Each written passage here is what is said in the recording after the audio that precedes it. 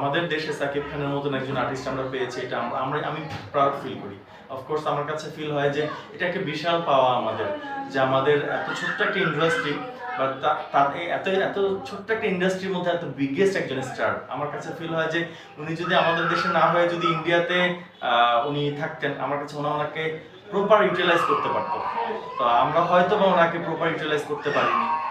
That's why হয়তো ওনার এই যে বিকাশটা, সেটা হয়তো বা এই 15 বছর পরে লাস্ট 10 বছর ধরে আমরা প্রপার পাচ্ছি।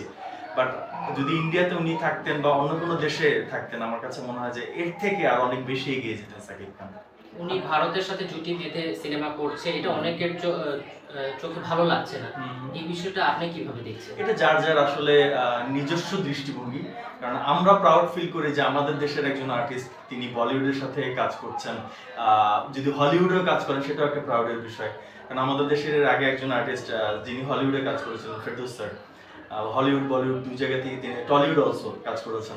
এটা কিন্তু আমাদের একটা প্রাউডের বিষয়। আমি যেটা করতে পারছি না সেটা আমার কো আর্টিস্ট করছে, আমার সিনিয়র করছে।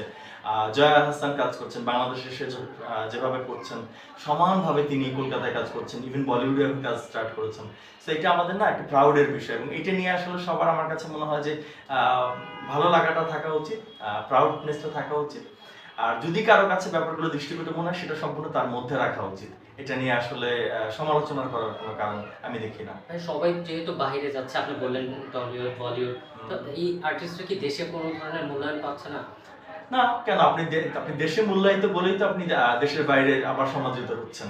কারণ সাকিব খান আগে তো সাকিব খান বাংলাদেশে তৈরি হয়ে একটা অবস্থান ক্রিয়েট করে দেন হচ্ছে আপনার ওখানে গিয়েছে, এবং এটা দোষের তো কিছু না।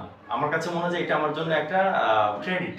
আমি নিজের দেশে এত সুন্দর অবস্থানে থেকে আমি বাইরের দেশেও ডাক পাচ্ছি, বাইরের দেশেও কাজ করতে পারছি। সেটা আমার কাছে মনে হয় যে প্রত্যেকটা আর্টিস্টের একটা ক্রেডিটের বিষয়। এবং আমরা যারা অডিয়েন্স আছি, আমরা যারা কো আর্টিস্ট আছি, আমরা যারা সেম ইন্ডাস্ট্রিতে আছি, এটা আমাদের জন্য প্রাউডের বিষয় যে আমাদের আর্টিস্ট এত বড় পর্যায়ে আছেন, এত ভালো পর্যায়ে আছেন। আপনি কার কথা বলছেন আমি জানি না, আমি ইন্টারভিউটা দেখিনি, বাট আমার কাছে ফিল হয় যে Raihan Rafi of course he is a very good director. কারণ তার প্রত্যেকটা কাজ আমরা দেখেছি যে আসলেই তিনি কতটা ইউনিক ভাবে কাজগুলো করেন, এবং মানে কাজের প্রতি উনি কতটা আন্তরিক, এবং তার কিন্তু রিলিজ হলেই আসলে তার কাজগুলো আমরা বুঝি যে সে কতটা ডেডিকেটেড। অফকোর্স সে একজন ভালো ডিরেক্টর, বাট একজন আর্টিস্ট প্রপার যদি না হয়, সে যত ভালো ডিরেক্টর হোক, সে তো ক্যামেরার বাইরে কাজ করছে।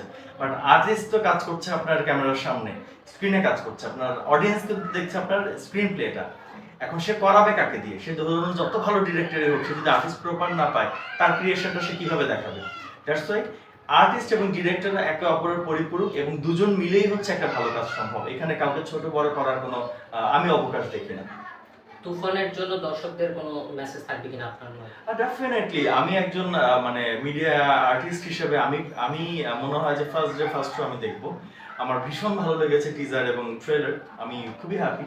সো আমি ভীষণ এক্সাইটেড অলসো যে আমি মানে ছবিটা দেখবো, এবং আমি সবাইকে এক্সপেক্ট করব যে যারা হচ্ছে মানে ছবিটা দেখতে ইন্টারেস্টেড, সবাই দেখবেন। মানে এটা আমার কাছে মনে হয় যে আলাদা একটা মাইল ফলক হতে যাচ্ছে তুফান। Thank you. Thank you so much. Thank you.